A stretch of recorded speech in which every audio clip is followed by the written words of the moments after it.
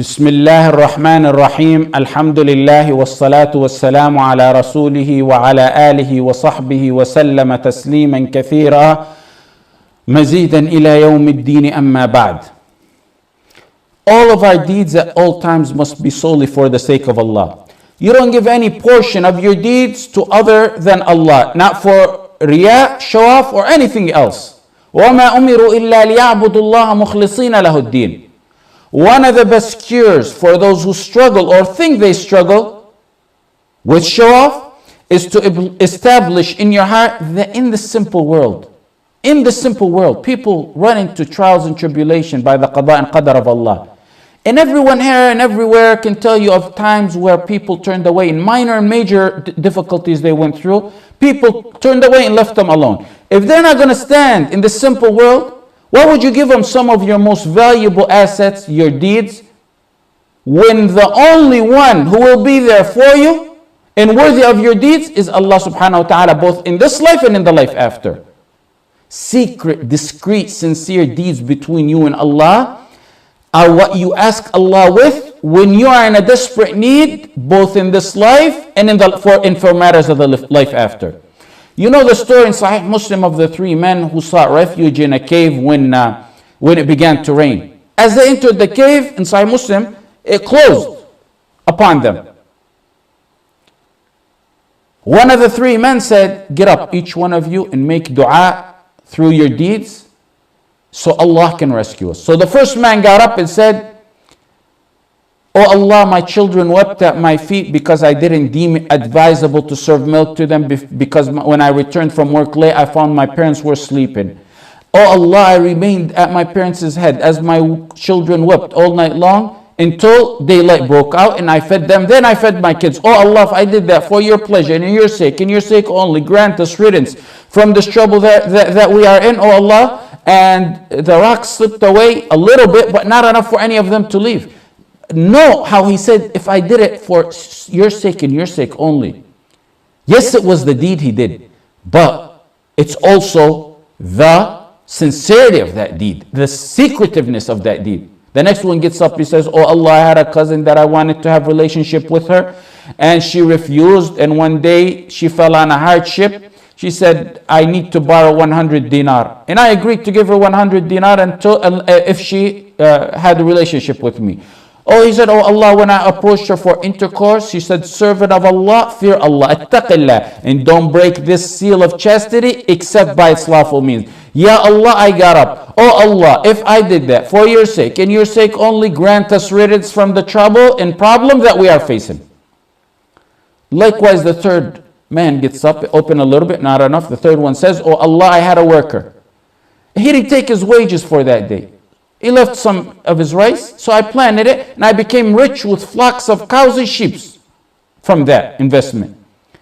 He returned to me later and he said, fear Allah and give me my wages. So I told him that flock of sheep and cows are all yours. He said, fear Allah and don't mock me.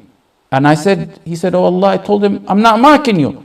Ya Allah, if I did that for your sake and your sake only, then remove this hardship that we're facing. The rock moved away and they were finally able to leave from the cave. You want that to happen to you? It's not impossible. That's why the Prophet ﷺ taught us this. If you want that to happen to you, Ramadan is the best time to stock up on secretive, sincere deeds. Let nobody know about them. You yourself try to forget about them. The days go by. Life is pregnant with its trials and tribulation. After years, maybe a child will get sick, maybe cancer, pain, poverty. May Allah save you, guard all of you from all that. Then you raise your hand, you say, oh Allah, I had that deed and I did it in secrecy, in sincerity for your sake. Oh Allah, grant me riddance from this trouble that I'm facing.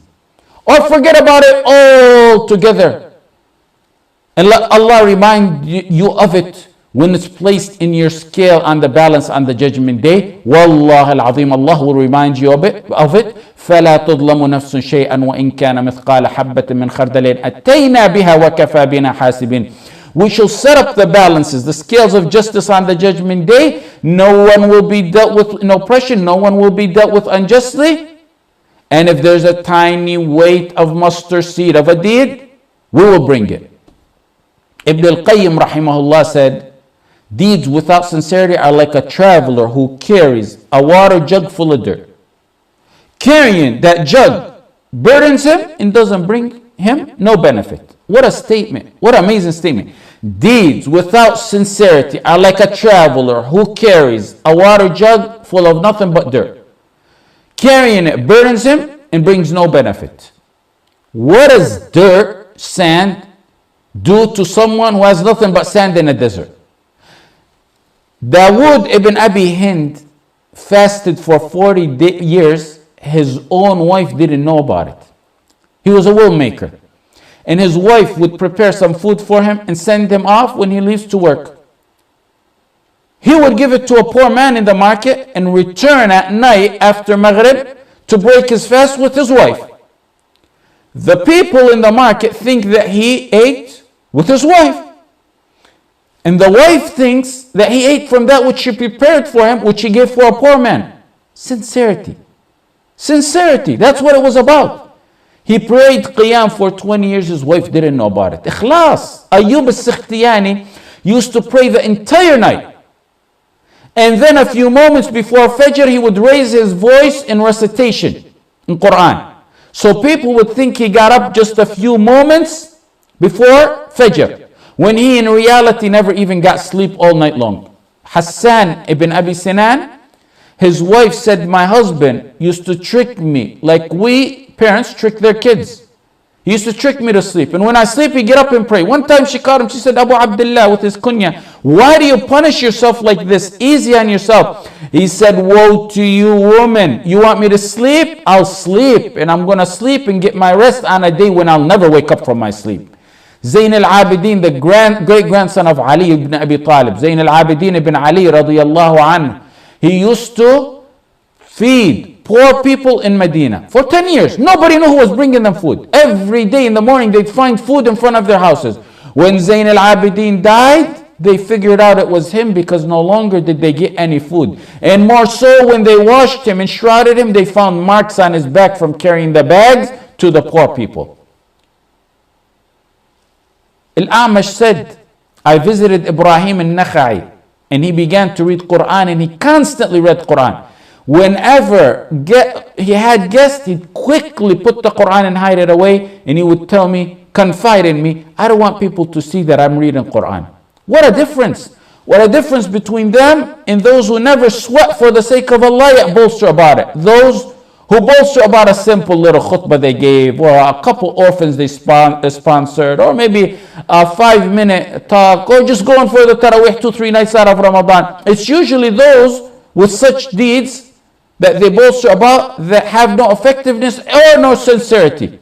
And it's those with secret deeds that have the effective, sincere deeds. Ibn al-Jawzi, rahimahullah, said Abdullah ibn al-Mubarak, who died 181 years after the Hijrah, he was a sincere master who feared losing sincerity of his deeds if people knew about his deeds or if they praised him. Na'im ibn Hamad said, when Ibn al-Mubarak read a hadith, he would cry like a camel or a cow when they're being sacrificed, the noise they make when they're being sacrificed. Sufyan al-Thawri said, I wished for 1 year of my life I could do the deeds that Ibn al-Mubarak, rahimahullah, did. He said, I couldn't even do 3 days worth of what Ibn al-Mubarak does. Ibn al-Mubarak, a worshipper. Abdullah ibn Mubarak, an imam in knowledge, a man who put his knowledge into action, beneficial knowledge, a mujahid. He went with the Muslim army one time to fend off the Romans, and when the armies clashed or posted up to begin the war, as was the trend back then, a man from each side would start off the fight. So a man from the Romans got up, he said, who wants to sword fence with me? Which is the one-on-one fighting with the sword. One Muslim stood up to him, fought him for a while. He was wounded and the Roman Ilj killed him.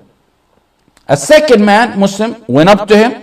Same thing happened. Third man, got killed. Same thing. The fourth man fought him for some time and killed him. The people crowded around this heroic man to see who he was. Abd ibn Sulaiman said, I was among those who crowded around this hero to see who he was. He turned out to be someone who was masked. He covered his face. He didn't want nobody to know who he was. And he walked away from the crowd as if nothing happened. Abda said, I grabbed his mask, covering, and I took it off. And it was no other than Abdullah ibn Mubarak. Abdullah ibn Mubarak said, Abu Umar, the name of the kunya of the man who pulled the mask off, Abda, he said, you are among those who expose us? You are among those who he considered exposing him. Commenting on this story, Ibn al-Jawzi said he's a sincere master who feared it would affect his sincerity if anyone ever seen or praised any of his deeds. Ahmad ibn Hanbal said, Allah did not raise Abdullah ibn Mubarak to the elevated status that he reached except by secrets he had between him and Allah. Establish those secrets this month, these days. Ibn al-Jawzi mentioned that Al-Hasan al-Basri and Ibn al-Mubarak, they lived in the same time for a period, and they took a walk one day. When they got to a fountain to drink, it was crowded. Had people known who they were and recognized them, they would have opened the way for them. But no one knew who these men were. Abdullah ibn Mubarak reached the fountain, broke through the crowd, reached the fountain, drank, and left. And then he looked at Al-Hasan al-Basri. Al-Hasan al-Basri, he said, he looked at me and said, this is the right way to live. Imam in every aspect that you look at it. They were all imams in every aspect they look at it. They don't want nothing to be known. Secret deeds that no one knows about it. Tears in the deep darkness of the night. Recitation in the deep darkness of the night. Allah will raise your mention in honor in both worlds. Al-Rabi' ibn Khuthaym, the worshipper who used to cover his worship so no one would know what he did. When he recited Quran and he seen people were about to pass by, he would cover it with his thawb so no one would know who he would recite it. فَلَا تَعْلَمُ نَفْسٌ مَا أُخْفِيَ لَهُم مِّن قُرَّةِ أَعْيُنٍ فَلَا تَعْلَمُ نَفْسٌ مَا أُخْفِيَ. No person knows what is kept hidden. Ma ukhfiya is hidden. No person knows what is kept hidden for them of joy, of reward, because of what they used to do. Why did Allah say hidden? Why is it hidden? They hid their deeds from humans, so Allah hid for them a special reward. Reward depends on the kind of deed. You reap what you sow. You hid something, Allah is gonna save something hidden for you. رب أشعث أخبر مدفوع بالأبواب لو أقسم على الله لأبره. In Sahih Muslim, a disheveled man, أشعث, disheveled person. أخبر means dusty. مدفوع بالأبواب means he's looked down upon so much that if he knocks on your door, you wouldn't even open his door. He's neglected in society. Everyone looks down on him. What about him? The Prophet ﷺ said, if he gives an oath by Allah, Allah will fulfill it. You may think he's a nobody, I may think he's a nobody, but he's got some secrets at home in the dark nights that if he gives an oath to Allah in a dua like fashion, Allah will answer it. Meaning if he says, Wallahi ya Allah, you're going to do this for me, but the intention is of course in dua, it will be answered.